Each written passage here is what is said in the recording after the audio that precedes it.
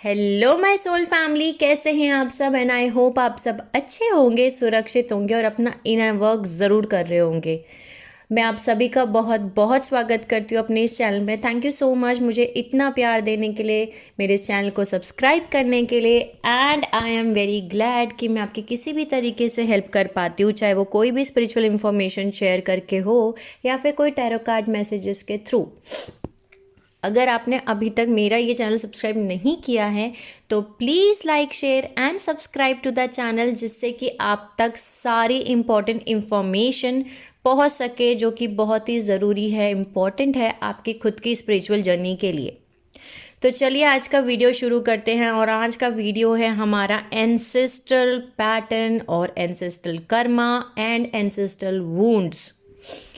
इस वीडियो में हम जानेंगे कि एंसेस्ट्रल पैटर्न क्या होता है, एंसेस्ट्रल वुंड्स क्या होते हैं, एंसेस्ट्रल कर्मा क्या होता है और कैसे वो हमें इफ़ेक्ट करते हैं, उनको हम कैसे हील करें। और अगर आप एक ट्विन फ्लेम जर्नी में हैं तो फिर एंसेस्ट्रल पैटर्न और एंसेस्ट्रल वुंड्स और एंसेस्ट्रल कर्मा आपके लिए क्यों बहुत ही ज़्यादा ज़रूरी है। तो सबसे पहले हम ये जानते हैं कि लास्ट 12 जनरेशन्स, यानी कि आपकी फैमिली की लास्ट 12 जनरेशन्स जो हैं, उनके सारे वूंड्स, उनके सारे ज़ख्म, उनके सारे पैटर्न, उनका सारा कर्मा आप अपने साथ में कैरी कर रहे हैं। चाहे वो फादर की साइड की आपकी फैमिली हो, चाहे वो मदर की साइड की फैमिली हो, ठीक है। यानी कि फादर और मदर दोनों के जो लास्ट 12 जनरेशन्स हैं, लास्ट 12 जनरेशन्स में जो कुछ भी पैटर्न था, जो कुछ भी वूंड्स थे, जो कुछ भी ज़ख्म थे, जो कुछ भी कर्मा था, वो सब कुछ आपके अंदर है। आप अपनी लाइफ में उस चीज़ को फेस कर रहे हैं, जो कि आपके खुद के डॉर्मेंट या जंक डीएनए में है। सो बेसिकली जैसे कि आप सभी को पता है कि हम हमारे फादर और मदर से जेनेटिकली हम जीन्स उनसे लेते हैं, राइट। सो जो हमारा डीएनए है वो हमारे फादर मदर का ही डीएनए हमारे अंदर आता है। अब अगर आपके अंदर का जो डीएनए है उसमें से कुछ परसेंट डीएनए डॉर्मेंट होता है, जंक होता है, जो कि काम नहीं कर रहा है, राइट। और उस डीएनए के अंदर सारी वो मेमोरीज, सारे वो पैटर्न, सारे वो ज़ख्म, सारा वो कर्मा आपके अंदर भी आता है आपके मम्मी पापा के थ्रू, ठीक है। सो डीएनए बहुत ही इम्पॉर्टेंट है। और बिकॉज आप बायोलॉजिकली आपके फादर मदर के डीएनए कॉपी हैं, सो उसकी वजह से सारा एंसेस्ट्रल कर्मा एक पीढ़ी से दूसरी पीढ़ी, दूसरी पीढ़ी से तीसरी, ऐसे करते करते पास ऑन होता है, ठीक है। सो इसका मतलब ये है कि जैसे आप सभी को मैं ये कह सकती हूँ कि ऐसा नहीं है कि हम सब अलग हैं, यानी हम सेपरेट हैं, ऐसा नहीं है, ठीक है। हम सब कनेक्टेड हैं, यानी कि हम हमारी जितनी भी जनरेशन से उन सभी जनरेशन से कनेक्टेड हैं। सो आपको सिर्फ आपके माँ बाप के जीन्स नहीं मिलते, आपको आपके माँ बाप के डीएनए भी मिलता है, आपको जीन्स भी मिलते हैं, और उनके साथ साथ वो सारे ज़ख्म, वुंड्स, पैटर्न, कर्मा भी आपको इन डीएनए के थ्रू आपको आपकी लाइफ से मिलता है, ठीक है। अब बेसिकली ये एक ऐसी एनर्जी है जो कि आपकी लाइफ में बहुत इम्पॉर्टेंट रोल प्ले कर रही है, और जो कि आप शायद कॉन्शियसली अवेयर भी नहीं होंगे इस बात के बारे में कि ये चीज़ आपके लाइफ में बहुत इम्पॉर्टेंट रोल प्ले कर रही है, राइट। जब तक आपकी अवेकनिंग नहीं हो जाती, स्पिरिचुअल अवेकनिंग नहीं हो जाती, आपकी कुंडलिनी जागृत नहीं हो जाती, और जब आप अपने ऊपर काम करना शुरू करते हैं, तब आपको समझ में आता है कि ये आपका एंसेस्ट्रल पैटर्न था, या ये आपके एंसेस्ट्रल वुंड्स थे, या ये आपका एंसेस्ट्रल कर्मा था, ये वो एनर्जी थी जो कि बहुत इंपॉर्टेंट रोल प्ले कर रही थी आपकी खुद की लाइफ में, ठीक है। जिसकी वजह से कहीं ना कहीं कंटिन्यू आप पीछे रह रहे थे, आप उन पैटर्न्स को रिपीट कर रहे थे, क्योंकि वो सारी चीज़ें आपके डीएनए में सेव हैं। अब ये वो एनर्जी है जो जनरेशन टू जनरेशन, मैंने आपको बताया कि पास ऑन होती है, यानी कि अब आगे आपके भी बच्चे होंगे तो आप अपने बच्चों में उस डीएनए को शेयर करेंगे। सो ये सारी मेमोरीज, सारे जख्म, सारे पैटर्न, सारे कर्मा, सब कुछ आप अपने बच्चों को भी डीएनए में आगे फॉरवर्ड करेंगे। अब होता ये है कि जनरेशन टू जनरेशन ये चीज़ें चलती रहती हैं, कैरी ऑन होती जाती हैं, जब तक होती रहती हैं, बहुत ध्यान से सुनिएगा, जब तक होती रहती हैं जब तक उस पूरी फैमिली लिनिएज में, यानी उस पूरी फैमिली में कोई एक पर्सन, यानी कि कोई एक जनरेशन में से उठ करके अपनी खुद की स्पिरिचुअल अवेकनिंग करता है, अपनी खुद की कुंडलिनी उसकी अवेकन होती है और वो अपने आप को हील करता है, तब तक ये चीज़ें चलती रहती हैं, साइकिल चलती रहती है, पैटर्न चलता रहता है फ्रॉम वन जनरेशन टू दूसरी जनरेशन। यानी कि जब तक कोई एक बंदा या बंदी, ओके, एक पर्सन, एक लड़का या एक लड़की उस फैमिली का उठ करके अपनी खुद की अवेकनिंग प्रोसेस से नहीं गुजरता, तब तक ये साइकिल्स नहीं रुकती हैं। ठीक है, तो वो जब कोई भी एक सोल उस फैमिली में से, जो भी कोई भी एक सोल है, चाहे वो एक लड़का है या चाहे वो एक लड़की है, उसकी अवेकनिंग होती है, उसकी कुंडलिनी जागृत होती है, तब वो इन बोल सकते हैं इन पैटर्न्स को, इन कर्मा को, इन जख्मों को वो देख पाता है कि ये फैमिली पैटर्न है हमारा, ये हमारे एंसेस्ट्रल वुंड्स हैं, इन ये जख्म है, और इनको वो हील कर पाता है, इन पैटर्न्स को वो ब्रेक कर पाता है, इन साइकिल्स को वो रोक पाता है। सो बेसिकली एक तरीके से मैं ये बोल सकती हूँ कि आप बहुत लकी हैं, आप बेसिकली बहुत ज़्यादा स्पेशल भी हैं। मैं ये कह सकती हूँ कि आपको ये गिफ्ट मिला कि आप अपनी खुद की अवेकनिंग कर पाए, आप अपनी स्पिरिचुअल अवेकनिंग कर पाए, अपनी कुंडलिनी जागृत कर पाए, और आपके पास एक गिफ्ट है कि आप इन पैटर्न्स को देख पा रहे हैं कि ये मेरे फैमिली के, मेरे एंसेस्ट्रल पैटर्न्स है, ये मेरा एंसेस्ट्रल कर्मा है, ये मेरा एंसेस्ट्रल वुंड्स है जिसको मुझे हील करना है, जिन साइकिल्स को मुझे ब्रेक करना है। सो रेडी हो जाइए इन एनर्जीज़ को लेट गो करने के लिए, इन एनर्जीज़ को रिलीज़ करने के लिए। ठीक है, और कुछ नया क्रिएट कीजिए अपनी फ्यूचर जनरेशन्स के लिए। ठीक है, आप इन पैटर्न्स को ब्रेक करना, इन एनर्जीज़ को रिलीज़ करना, या फिर इन साइकिल्स को ब्रेक करना बोल सकती हूँ, या इनको हील करना, सिर्फ आप अपनी फ्यूचर जनरेशन्स के लिए नहीं काम कर रहे हैं, आप इवन अपनी पास्ट जनरेशन्स के लिए भी काम कर रहे हैं। यानी कि अगर आप अपनी खुद की स्पिरिचुअल अवेकनिंग प्रोसेस से गुजर रहे हैं, आप अपनी एंसेस्ट्रल कर्मा को ब्रेक कर रहे हैं, उसको, उन वुंड्स को आप हील कर रहे हैं, उन पैटर्न को अगर आप ब्रेक कर रहे हैं, उन साइकिल्स को अगर आप ब्रेक कर रहे हैं, तो आपके पास्ट 12 जनरेशन्स की जो हैं, जो निकल चुकी हैं पास्ट, यानी पहली, आपसे पहली जनरेशन्स, आपके पापा की साइड की, आपकी मम्मी की साइड की, आप उनको भी हेल्प कर रहे हैं। कैसे?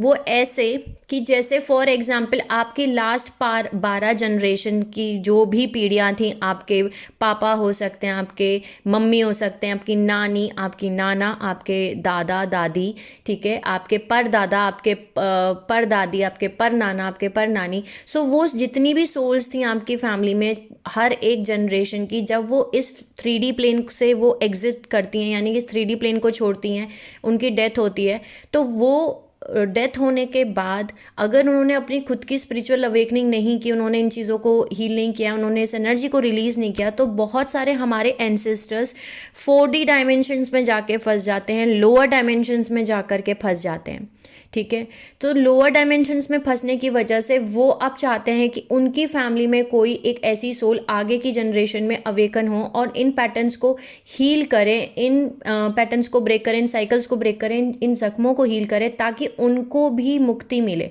तो जब आप अपनी खुद की हीलिंग कर रहे हैं, आप इन कार्मिक साइकिल्स को ब्रेक कर रहे हैं, जो आपके एंसेस्ट्रल कार्मिक साइकिल्स थे, आप इन जख्मों को हील कर रहे हैं, तो आप उन सोल्स को, जो आपके खुद की एंसेस्ट्रल सोल्स हैं, आपकी जनरेशन सोल्स हैं, आपके परदादा हो सकते हैं, आपकी परदादी हो सकती हैं, कोई भी सोल जो 4D डायमेंशन में है, जो एस्ट्रल रैम पे है, जो लोअर डायमेंशंस में फंसी हुई हैं, आप उनको भी वहाँ से मुक्ति दिलाने में एक बहुत बड़ा रोल प्ले कर रहे हैं। सो इसीलिए ये बहुत बड़ा गिफ्ट है आपके लिए कि आपको वो रेस्पॉन्सिबिलिटी दी गई है कि आप इस फैमिली के फ्यूचर जनरेशन्स और पास्ट जनरेशन्स, इन दोनों को एक नया चैप्टर देंगे, एक नई डायरेक्शन देंगे। ठीक है, अब बहुत सारे लोगों को ऐसा होता होगा कि जो उनके घर में, जैसे मैंने आपको बताया कि उनकी आपकी जो पास्ट जनरेशन्स हैं उसमें अगर किसी की डेथ हो चुकी है, कोई भी हो सकता है, आपकी नानी, नाना, दादा, दादी, पापा, मम्मी, चाचा, चाची, कोई भी XYZ, जो भी, जिनकी भी डेथ हो गई है, जो इस 3D प्लेन पे नहीं अब एग्जिस्ट करते हो, उन्होंने ये बॉडी छोड़ दिया है, वो आपको सपने में बहुत बार दिखते हों। ठीक है, सो अगर आप एक स्पिरिचुअल अवेकनिंग से गुजर रहे हैं, आपकी कुंडलिनी जागृत हो चुकी है और अब आप उनको कंटिन्यू अपने सपने में देख रहे हैं, तो वो आपको एक मैसेज दे रहे होते हैं, आपसे कनेक्ट करके कि प्लीज़ अपनी हीलिंग कंप्लीट करो, ताकि उनको भी मुक्ति मिले, ताकि वो भी उन लोअर डायमेंशन से निकल पाएँ, ठीक है, ताकि आप अपनी एंसेस्ट्रल लिनिएज, अपनी एंसेस्ट्रल फ्यूचर, उन चीज़ों को आप एक नया डायरेक्शन दे सकें। सो अगर आपको सपने में आपके एंसेस्टर्स बहुत ज़्यादा दिख रहे हैं, सो वो आपको कम्युनिकेट कर रहे हैं, आपको एक मैसेज दे रहे हैं कि अपने एंसेस्ट्रल पैटर्न को, अपने एंसेस्ट्रल वुंड्स को, अपने एंसेस्ट्रल कर्मा को, इन सबको हील करो, इस एनर्जी को रिलीज़ करो, ताकि उनको भी एक नया जीवन मिल सके, ताकि वो उन लोअर डायमेंशंस में जहाँ वो फंसे हुए हैं वो वहाँ से वो निकल पाए, ठीक है। सो बेसिकली अब हम जानते हैं कि एंसेस्टर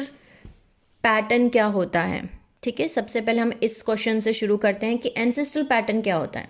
फिर हम जानेंगे एंसेस्ट्रल कर्मा क्या होता है, और फिर तीसरा है हम जानेंगे एंसेस्ट्रल वुंड्स क्या होते हैं। तो सबसे पहले हम जानते हैं एंसेस्ट्रल पैटर्न, इनको हम हिंदी में पितृदोष भी कहते हैं, ठीक है। अब हम जानते हैं एंसेस्ट्रल पैटर्न क्या होता है। एंसेस्ट्रल पैटर्न का मतलब ये है कि कोई एक ऐसा पैटर्न जो आपकी जनरेशन टू जनरेशन, एक जनरेशन से दूसरी जनरेशन, दूसरी जनरेशन से तीसरी जनरेशन, सेम वही पैटर्न रिपीट होता चला आ रहा है। वो पैटर्न कुछ भी हो सकता है, वो पैटर्न आपके पापा की साइड हो सकता है, वो आपकी मम्मी की साइड हो सकता है, यानी कि आपके पापा की जो फैमिली है उनकी साइड में ये पैटर्न हो सकता है कि एक जनरेशन से दूसरी जनरेशन, दूसरी जनरेशन से नेक्स्ट जनरेशन, यही सेम पैटर्न फॉलो होता जा रहा है। हो सकता है आपकी मम्मी की साइड में ऐसा होता हो कि आपकी मम्मी की फैमिली में यही सेम पैटर्न फॉलो हो रहा है। अब इसको हम एक एग्जाम्पल से समझते हैं। जैसे कि फॉर एग्जाम्पल आपके फादर या मदर, यानी मम्मी या पापा की कोई भी एक फैमिली को पकड़ लीजिए, उनकी जनरेशन टू जनरेशन एक सिंपल पैटर्न फॉलो होता है। वो पैटर्न क्या हो सकता है कि घर की जो औरतें हैं वो चाहे कितनी भी पढ़ी लिखी हैं, चाहे वो कितनी भी इंटेलिजेंट हैं, चाहे वो उनकी अवेकनिंग भी क्यों ना हो गई हो, लेकिन वो घर में उनको अलाउ नहीं है कि वो इंडिपेंडेंटली कुछ कर सकें, या वो जॉब कर सकें, या वो बिज़नेस कर सकें, वो अपना खुद का करियर बना सकें। उनका सिर्फ एक ही काम है जनरेशन टू जनरेशन कि वो शादी करके आ गए हैं, वो घर की रिस्पॉन्सिबिलिटी संभाल रही हैं और वो बच्चे पैदा कर रही हैं। उनके पास कोई राइट नहीं है कि वो घर में बोल सकें, अपने हस्बैंड को बता सकें कि इनकम क्या आ रही है घर की, ठीक है, वो ये जान पाएँ, या फिर वो कोई डिसीजन ले पाएँ, ठीक है। और उनको कंटिन्यू सुनाया जा रहा है,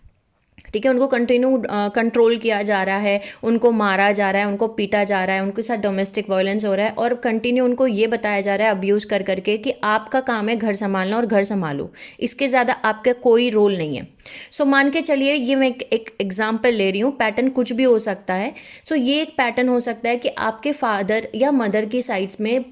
हर generation to generation same pattern हो रहा है। यानी हो सकता है आपकी अम्मा के साथ भी सेम चीज़ हुई, ठीक है, यानी आपकी दादी के साथ सेम हुआ, आपकी मम्मी के साथ सेम हुआ, आपकी परदादी के साथ सेम यही चीज़ हुई, और आपके साथ भी सेम चीज़ हो रही है, ठीक है, कि आप अपना खुद का कुछ करना चाहते हैं, ठीक है, आप भी चाहते हैं कि आप कुछ फैमिली में कुछ डिसीजन ले सकें, लेकिन आप नहीं ले सकते, और आपको अब्यूज़ किया जा रहा है, ठीक है, आपको सुनाया जा रहा है, आपको गालियाँ दी जा रही हैं, और आपके कोई भी वैल्यू हो ही नहीं रही, आपकी रेस्पेक्ट फैमिली में है ही नहीं, घर की औरतों की रिस्पेक्ट नहीं, और आपको कंट्रोल किया जा रहा है कि आप ऐसे कपड़े नहीं पहन सकते, आप ऐसे बोल नहीं सकते, आप ये डिसीजन ले नहीं सकते। सो ये एक पैटर्न है जो आपको family to family, generation to generation आपकी लाइफ में, आपके खुद की लाइफ में भी ये सेम चीज़ आ रही होगी। अब अगर आपकी खुद की स्पिरिचुअल अवेकनिंग हो गई है, अगर आपकी कुंडलिनी अवेकनिंग हो गई है, और आप एक ट्विन फ्लेम जर्नी में हैं, या फिर आप एक सोलमेट जर्नी में हैं, या आप एक लाइट वर्कर हैं, या आप एक एम्पाथ हैं, या आप एक स्टार सीड हैं, कुछ भी हो सकते हैं हम, ठीक है, तो आपको बचपन से ये लगेगा कि ये कुछ तो है जो गलत है, ऐसा होना गलत है, ऐसा नहीं है कि औरतों को हक नहीं है, औरतों को भी हक है, और ये मारा पीटा क्यों जा रहा है, ये अब्यूज़ क्यों किया जा रही है, किया जा रहा है, और ये चीज़ गलत है। अब ये सेम चीज़ जब आपके साथ भी होगी, लाइक अगर मान के चलिए आपकी खुद की शादी हो गई, और शादी होने के बाद आपके साथ भी वही सेम कहानी रिपीट हो रही है, सेम पैटर्न आपके साथ भी रिपीट हो रहा है, तब आपकी सोल ना अंदर से आपको ऐसा लगेगा जैसे आपको बोल रही है कि इन चीज़ों को तोड़ो, इन चीज़ों को ख़त्म करो और इससे बाहर निकलो, ठीक है। लेकिन हो सकता है कि आपको डर लगता हो कि मैं इन चीज़ों को नहीं तोड़ सकता, या मैं इन चीज़ों को नहीं तोड़ सकती,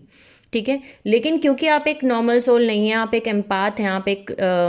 सोलमेट जर्नी में, आप एक ट्विन फ्लेम जर्नी में एक लाइट वर्कर हैं, आप एक स्टार सीड हैं, तो आप इनके खिलाफ आवाज़ उठाना शुरू करेंगे। हो सकता है बचपन में भी आपने उठाना शुरू किया हो कि आप ऐसे नहीं बिहेव कर सकते मेरी मम्मी के साथ, या मेरी दादी के साथ, या मेरी परदादी के साथ, मेरी मौसी के साथ, मेरी मम्मी के साथ, किसी के साथ भी, ठीक है। हो सकता है बचपन में भी आपने आवाज़ उठानी चाहिए हो या उठाई हो, ठीक है। सो ये एक एंसेस्ट्रल पैटर्न का एग्जाम्पल मैंने आपको दिया है। एंसेस्ट्रल पैटर्न कुछ भी हो सकता है, वो आपको ढूंढना है कि आपके फैमिली में ऐसा कौन सा पैटर्न है जो एक जनरेशन से दूसरी जनरेशन, दूसरी जनरेशन से तीसरी जनरेशन सेम रिपीट होता चला आ रहा है। एक और एग्जाम्पल लेते हैं। ज़रूरी नहीं है कि ये पैटर्न सिर्फ लड़कियों की साइड हो सकता है लड़कों की साइड भी हो सकता है फॉर एग्जाम्पल आपके घर में आदमियों को कोई हक ना हो, औरतें डोमिनेट करती हों, औरतें चलाती हों पूरा घर, और आदमियों को बताया जाता हो कि तुम्हारा काम है चुपचाप जो मैं बोल रही हूँ वही मानना है, ठीक है। फादर को या फिर उनके आपके ग्रैंडफादर को, आपके परदादा को, आपके दादा को, आपके फादर को, आपके मौसा जी को, यानी मेल्स जितने भी हैं उनको ये बताया जाता हो कि आपको कुछ नहीं करना है, आपको घर रहना है, आपको कोई हक नहीं है मेरे बोलने के बीच में, या इस डिसीजन लेने का आपको कोई हक नहीं है। उनको कंट्रोल किया जाता हो, उनको डोमिनेट किया जाता हो, ठीक है। या एक और एग्जाम्पल लेते हैं। एक और पैटर्न हो सकता है आपके घर में कि आपके घर में अपना खुद का इंडिविजुअल डिसीजन लेने का हक ही नहीं है, चाहे वो लड़का है या वो लड़की है। घर में आपको इंडिविजुअल हक ही नहीं है, जो डिसीजन बड़ों ने ले लिया बस वही चीज़ को आपको एक्सेप्ट करना है विदाउट सेइंग कि हमारी भी खुद का एक इंडिविजुअल डिसीजन है, या आपका वो आपको दिख रहा है कि ये डिसीजन आपके लिए खुद के लिए ठीक नहीं है, लेकिन फिर भी आपको उस चीज़ को एक्सेप्ट करना है। तो पैटर्न कुछ भी हो सकता है, ठीक है। वो आपको पता लगाना है कि आपकी फैमिली में क्या एक ऐसा पैटर्न है जो family to family, family to family, family to family चलता आ रहा है, ठीक है। इसको हम और डिटेल से जानते हैं, और इन वीडियोस को मैं इतना डिटेल से इसीलिए बताती हूँ ताकि आपको ये कॉन्सेप्ट्स बहुत इजीली समझ में आ सकें और आप इन चीज़ों से बाहर निकल सकें, ठीक है। मैं अब अपने खुद का एग्जाम्पल लेती हूँ। मेरी फैमिली में एंसेस्ट्रल पैटर्न क्या था, ठीक है। मेरी फैमिली में एंसेस्ट्रल पैटर्न था कंट्रोल करना, डोमिनेट करना औरतों को, ठीक है। और दूसरा पैटर्न ये था कि हमारे घर में सब या तो पुलिस में है, या तो आर्मी में है, ठीक है, या तो टीचर हैं। सो या तो आप एक पुलिस, अगर आप पुलिस सर्विस में हैं, या फिर आप एक आर्मी में हैं, या फिर आप एक टीचर हैं या प्रिंसिपल हैं, तो आप एक सक्सेसफुल इंसान हैं। लेकिन आप एक रेपुटेटेड पर्सन है, आप एक रेस्पेक्टेड पर्सन है। लेकिन अगर आपने इन तीनों फील्ड से अलग हट करके कुछ और कर लिया, ठीक है, तो आप एक रेस्पेक्टेड इंसान नहीं है, आप एक सक्सेसफुल इंसान नहीं है, और ये हमारे घर में नहीं होता। तो इस पैटर्न को मैंने ब्रेक किया। कैसे ब्रेक किया कि जब मेरी खुद की जर्नी शुरू हुई तो मैंने टीवी सीरियल्स में काम करना शुरू कर दिया, मैंने इवेंट्स करने शुरू कर दिए, डांस स्टेज शोज़ करने शुरू कर दिए, एंकरिंग करना शुरू कर दिया। सो एक्टिंग करनी स्टार्ट की, कपड़े पहनने का स्टाइल चेंज किया, बिकॉज हमारे घर में कपड़े पहनने का भी एक पैटर्न था, ठीक है। सो वो चीज़ें जो आपके, और जब मैंने ये चीज़ पैटर्न को ब्रेक किया तो उस टाइम फ्रेम में ये बोला जाता था कि ये पता नहीं क्या कर रही है, ये सक्सेसफुल है ही नहीं, इसकी कोई रिस्पेक्ट ही नहीं, कोई इज्जत ही नहीं है, ठीक है। लेकिन कुछ टाइम फ्रेम के बाद इस पैटर्न को ब्रेक करने की वजह से कुछ टाइम फ्रेम में जो मेरे बाकी के भाई बहन हैं उनके पास ये फ्रीडम आई कि वो अब वो कर सकते थे जो उनको करना था, rather than going into police, army और टीचर प्रिंसिपल की करियर के अलावा उनका खुद का जो उनकी सोल को फीड करता था, अब वो ये कर सकते थे। और मेरा खुद का एक छोटा भाई है जिसका खुद का एक यूट्यूब चैनल है और वो रैप करता है, वो सिंगिंग करता है और बहुत अच्छी सिंगिंग करता है। सो ये एक पैटर्न था कि हमें उसके अलावा आउट ऑफ द बॉक्स जाके कुछ और करने की इजाज़त नहीं है। यानी अगर मेरा मन है कि मैं एक इंजीनियर बनूं, सो मैं इंजीनियर नहीं बन सकती, ठीक है। मेरा मन है कि मैं डॉक्टर बनूं, सो मैं नहीं चूज़ कर सकती। मेरे पास ऑप्शंस यही हैं कि मैं डॉक्टर नहीं बन सकती, मैं इंजीनियर नहीं बन सकती, मैं एक एक्टर नहीं बन सकती। ये एक पैटर्न चला आ रहा है कि या तो आप पुलिस में जाओगे, या तो आप आर्मी में जाओगे, या तो आप एक टीचर या प्रिंसिपल रहोगे।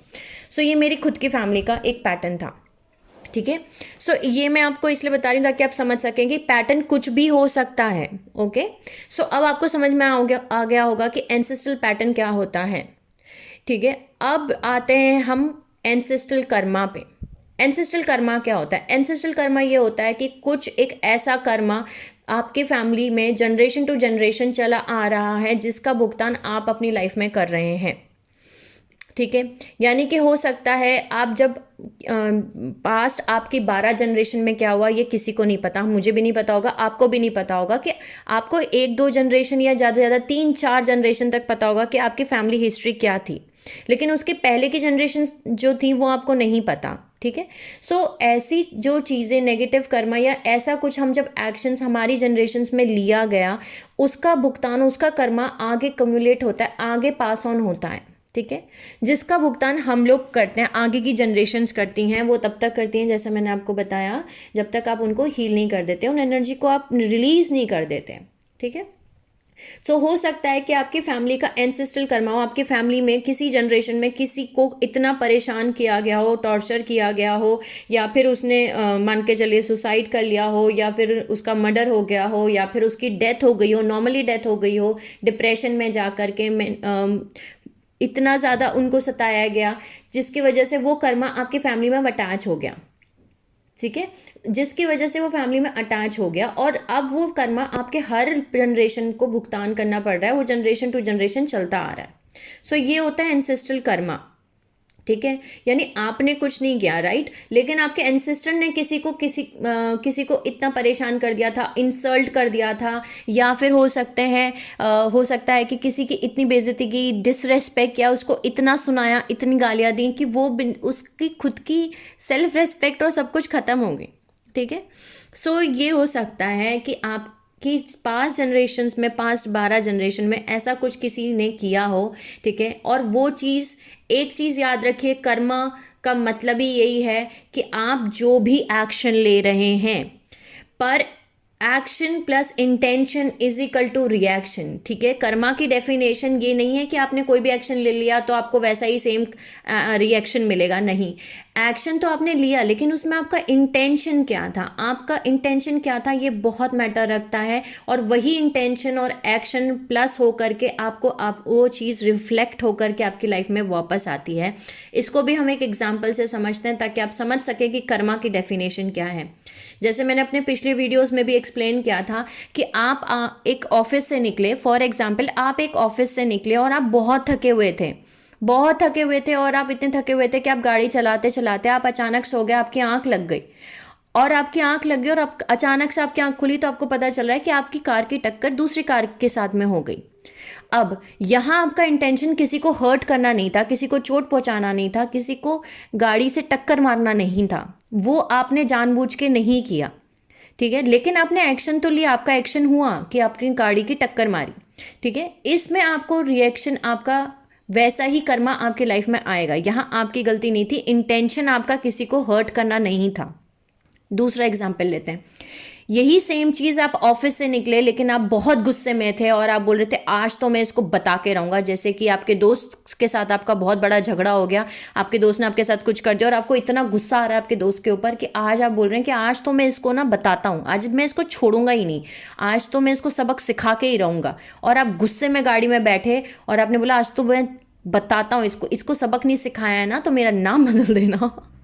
ठीक है। और आप गाड़ी चला के बहुत गुस्से से निकले और आपने धड़ाम गाड़ी को, अपने फ्रेंड की जो गाड़ी थी उसमें धड़ाम गाड़ी को दे मारा, अपनी खुद की गाड़ी को उसमें टक्कर मार दी उसको सबक सिखाने के लिए। तो यहाँ आपका इंटेंशन आपके फ्रेंड को सबक सिखाना था, आपका इंटेंशन यहाँ दूसरे को हर्ट करना था, ठीक है। सो यहाँ आपका कर्मा उसके हिसाब से मिलेगा। सो इंटेंशन बहुत मैटर रखता है कर्मा के लिए। सो आपके जो पास्ट 12 जनरेशन्स में जो थी उनका इंटेंशन किसी को भी अगर तकलीफ पहुंचाना था, इंसल्ट करना था, किसी को नीचे गिराना था, तो वो इंटेंशन की वजह से, वैसा इंटेंशन होने की वजह से वो कर्मा आपकी लाइफ में वापस आने वाला है और वापस आया। वो कर्मा आपके एंसेस्ट्रल कर्मा में जुड़ गया और वो पीढ़ी दर पीढ़ी चलता आ रहा है, ठीक है। अब हम तीसरे चीज़ जानते हैं, एंसेस्ट्रल वुंड्स क्या होते हैं, एंसेस्ट्रल जख्म क्या होते हैं। इसको भी हम पहले तो मैं इसके आपको डेफिनेशन बता देती हूँ। एंसेस्ट्रल वुंड्स यानी कि एंसेस्ट्रल जख्म जो एक पीढ़ी से दूसरी पीढ़ी में ट्रांसफ़र होके आ रहे हैं। इसका एक बहुत सिंपल और बहुत स्ट्रेट फॉरवर्ड मैं आपको एक बहुत सिंपल एग्जांपल दे रही हूँ, जो आप ज़्यादातर अपने आसपास इसको देख भी सकते हैं कि बहुत सारे घर में ऐसा होता है कि जनरेशन टू जनरेशन औरतों को उनको सुनाया जाता है कि तुमने कैसी परवरिश की, तुमने तो कोई परवरिश ही नहीं की अपने बच्चों की, कैसे संस्कार दिए, क्या सीखा तुमने, हाँ क्या किया, ये सब कुछ नहीं सीख के आई हो तुम, मायके से क्या सीख करके आई हो। ठीक है, ऐसे घर में ऐसे औरतों को सुनाया जाता है, ससुराल वाले ज़्यादातर अपने घर में बहुओं को ऐसे सुनाते हैं। अब उनको ये नहीं पता कि वो बस वो सुना रहे हैं। ठीक है, यहाँ इंटेंशन, वही मैं बोलूँगी वापस कि यहाँ इंटेंशन उनको गलत है, राइट। उनका वो जो कर्मा ले रहे हैं, वो जो एक्शन ले रहे हैं, वो इंटेंशन उनका गलत है, किसी को हर्ट करना है। अब आप किसी को सुना रहे हो, आपने अपनी सुना ली, अपनी भड़ास निकाली अपने खुद के जख्मों की वजह से, जो कुछ आपने किया आपने कर दिया, लेकिन जिसको आप सुना रहे हो, फॉर एग्जाम्पल आपकी मम्मी को बहुत सुनाया गया कि तुम कैसी परवरिश कर रही तुमने अपने बच्चों की, हाँ कुछ नहीं सिखाया, कुछ संस्कार नहीं दिए, देखो तुम्हारे बच्चे ने क्या किया, देखो तुम्हारे बेटे ने क्या किया, देखो तुम्हारी बेटी ने क्या किया, यही संस्कार थे, यही वो किया था। अब आपकी मम्मी को जब सुनाया जा रहा है तो वो उनकी मेंटल बॉडी पे एक जख्म बनाएगा। ठीक है, उनके हार्ट चक्र में भी डिस्टरबेंस क्रिएट करेगा, वो जख्म उनके अंदर खुद के अंदर क्रिएट हो जाएंगे। ठीक है, और क्योंकि उनको तकलीफ होगी ये सब कुछ सुन करके, और ये जख्म जो है अब वो अपने साथ लेके चलेंगी। अब यही चीज़ नेक्स्ट पीढ़ी में भी ट्रांसफ़र होगी, क्योंकि उन्होंने अपनी खुद की हीलिंग नहीं की, अपने खुद के अंदर उन जख्मों को भरा नहीं, उनकी हीलिंग नहीं की, उस एनर्जी को रिलीज़ नहीं किया, तो ये सारे जख्म आपकी लाइफ में भी ट्रांसफ़र होके आएंगे। इसका हम एक और एग्जाम्पल लेते हैं। हो सकता है कि आपकी जनरेशन में ऐसा होता, आपकी फैमिली में या किसी के भी फैमिली में, एक एग्जाम्पल ले रही हूँ मैं, ऐसा होता है कि थर्ड पार्टी सिचुएशन हो जाती है। यानी कि हो सकता है कि आपके जो परदादा थे वो ऑलरेडी शादीशुदा थे, लेकिन उसके बाद भी उनका एक्स्ट्रा मैरिटल अफेयर था।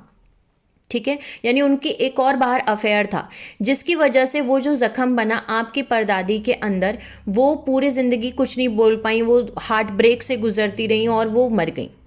अब वही सेम चीज़ उनकी आपकी दादी की लाइफ में सेम चीज़ रिपीट हुई कि जो आपके दादा थे वो ऑलरेडी शादीशुदा थे, लेकिन उनका वापस से थर्ड पार्टी सिचुएशन आया और एक्स्ट्रा मैरिटल अफेयर हुआ, और वही सेम चीज़ देख करके आपकी दादी का भी हार्ट ब्रेक हुआ, वो अपनी पूरी लाइफ डिप्रेशन में गुजार दी उन्होंने, वो मेंटल इलनेस से गुजरती रही और वो उस दर्द को वो बयां भी नहीं कर पाई, कुछ भी नहीं कर पाई, और उनकी भी डेथ हो गई। अब यही सेम चीज़ आपके पापा मम्मी के बीच में आपने देखी कि आपके पापा आपकी मम्मी के साथ शादी हो चुकी है, लेकिन उनका फिर से एक्स्ट्रा मैरिटल अफेयर था।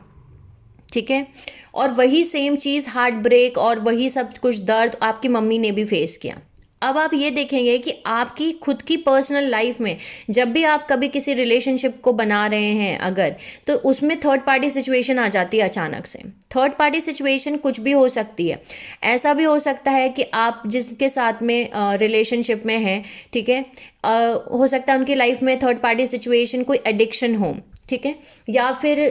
ऑफिस का काम हो, या फिर कोई हैबिट हो, या फिर थर्ड पार्टी सिचुएशन उनके फ्रेंड्स फैमिली, या फिर दूसरा अफेयर भी हो सकता है, कुछ भी हो सकता है। तो वही सेम दर्द आपके अंदर भी क्रिएट होगा और आपको भी वो दर्द फील करना पड़ेगा तब तक जब तक आप अपनी खुद की हीलिंग नहीं कर देते। तो ये वो जख्म है जो आपने अपने एंसेस्टर्स पैटर्न से, उन एंसेस्ट्रल कर्मा से आपकी लाइफ में मैनिफेस्ट होकर के आपको भी मिल रहे हैं। अब आप ये सोचेंगे कि मेरी लाइफ में क्यों थर्ड पार्टी सिचुएशन चल रही है, मैंने तो ऐसा कभी कुछ किया ही नहीं, मैं इतनी लॉयल हूँ या मैं इतना लॉयल हूँ, मैं ईमानदार हूँ, लेकिन फिर भी क्यों ऐसा होता है कि मैं जिसको भी रिलेशनशिप में जाती हूँ वो थर्ड पार्टी सिचुएशन में चला जाता है। ठीक है, तो आपको ये फाइंड आउट करना है, ये आपके खुद के एंसेस्ट्रल वुंड्स हैं, जख्म हैं जो आपको आपके पूर्वजों से मिल रहे हैं, आपके एंसेस्टर्स से आपके पास में पास ऑन होके आ रहे हैं। सो आपको ये करना है कि आपको एक डायरी और पेन लेकर के बैठना है और ये पता लगाना है कि आपके खुद के एंसेस्ट्रल पैटर्न कौन से हैं, ऐसी कौन सा पैटर्न है, ऐसा कौन सा पैटर्न है जो एक जनरेशन से दूसरी जनरेशन, दूसरी जनरेशन से नेक्स्ट जनरेशन चलता आ रहा है, चलता आ रहा है, चलता आ रहा है, वही सेम पैटर्न चलता आ रहा है, वही सेम साइकिल चलती आ रही है। ठीक है, दूसरी चीज़ आपको ये देखना है एंसेस्ट्रल कर्मा क्या है। ठीक है, एंसेस्ट्रल कर्मा क्या होता है, मैंने आपको बताया कि वो चीज़ जो आपने अपनी लाइफ में क्रिएट कर दी हैं। ठीक है, अब ये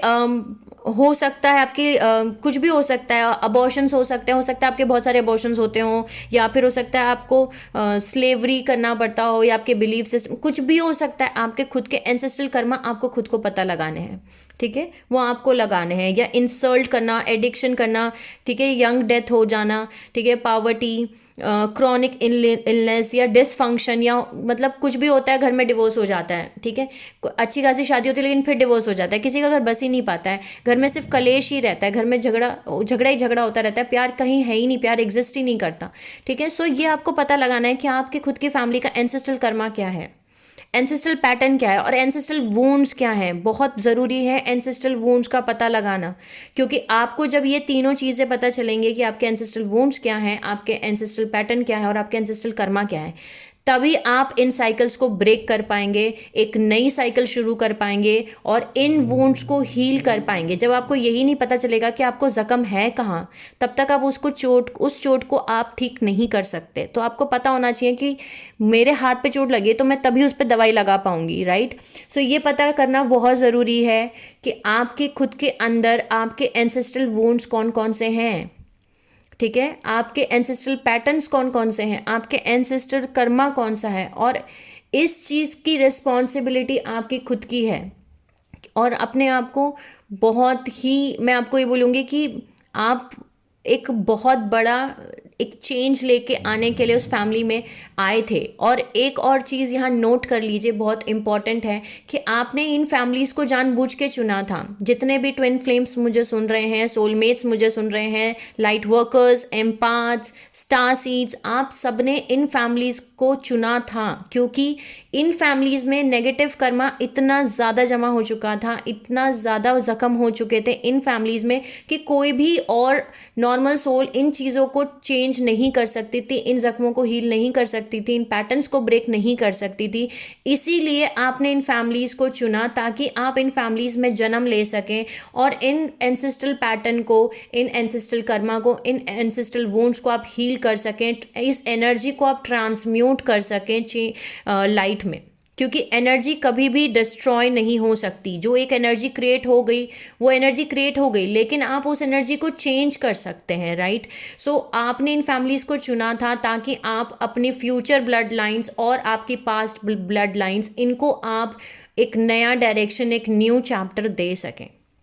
ठीक है। सो नेक्स्ट वीडियो में हम मिलेंगे। ये था हमारा पार्ट 1। नेक्स्ट वीडियो में हम जानेंगे कि ट्विन फ्लेम्स और लाइट वर्कर्स, सोलमेट्स, एम्पाथ्स,